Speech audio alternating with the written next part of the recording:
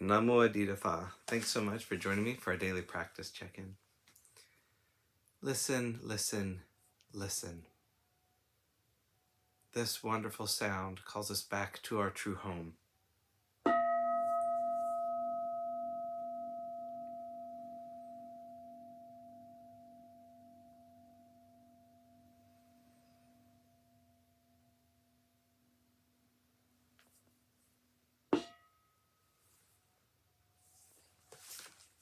The fourth mindfulness training. Aware of the suffering caused by unmindful speech and the inability to listen to others, I vow to cultivate loving speech and deep listening in order to bring joy and happiness to others and to relieve others of their suffering. Knowing that words can create happiness or suffering, I'm determined to speak truthfully with words that inspire self-confidence, joy, and hope. I will not spread news I do not know to be certain, and will not criticize or condemn things of which I am not sure. I will refrain from uttering words that can cause division or discord, or that can cause the family or community to break. I am determined to make all efforts to reconcile and resolve all conflicts, however small.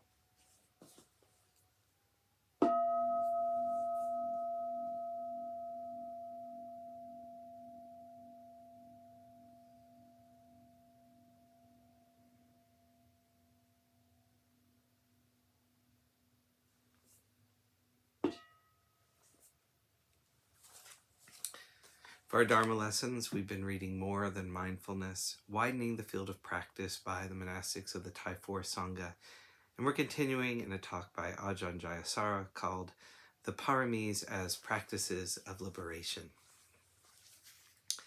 The practice of metta is a liberation from anger and aversion. It makes the mind bright and happy. I once read in a history book of an act of kindness that impressed me a lot. It occurred after a battle during a war between Sweden and Denmark. A Swedish soldier, more or less unharmed, was walking through the battlefield. All around him, wounded men were moaning in pain. He passed a Danish soldier in great pain, begging for water. Out of compassion, he bent down to give him some water from his flask. But as he did so, the Danish soldier, realizing that he was a Swede, reached for his knife and tried to stab him. The Swedish soldier easily caught his arm, disarmed him. Then he said, "I only wish to help you, and you repay me by trying to kill me. I was originally going to give you all of the water in this flask, but now I'm only going to give you half. I'm going to keep half for myself, because I'm pretty thirsty too." I like the fact that he didn't walk away in disgust, despite the ingratitude he held on to his kindness. An essential point about metta is that it doesn't discriminate. Having metta for someone you love is easy. If you feel metta for people who have the same beliefs as you do, the same color skin, the same political persuasion, the same group, the same country, but not for people of other ethnicities or religions or countries or whatever, that's not really metta.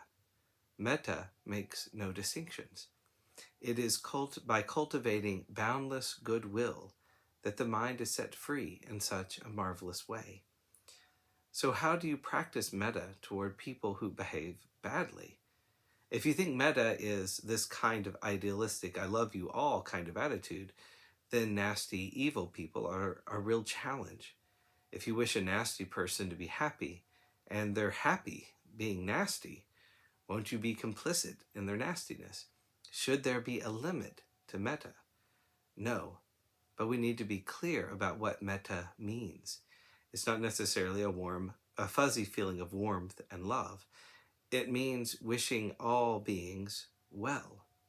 Sometimes it might be the wish for others to enjoy freedom from anger and enmity and hatred and the desire for revenge. It might be the wish for people to recognize that they're creating bad karma and to abandon their unwholesome actions. We wish all beings to know the happiness of the freedom from defilement and the joy of goodness. If we use our reflective ability, we can see that there is always a way in which we can wish others well, even if it's simply at the level of abandoning the unwholesome actions that are so obnoxious.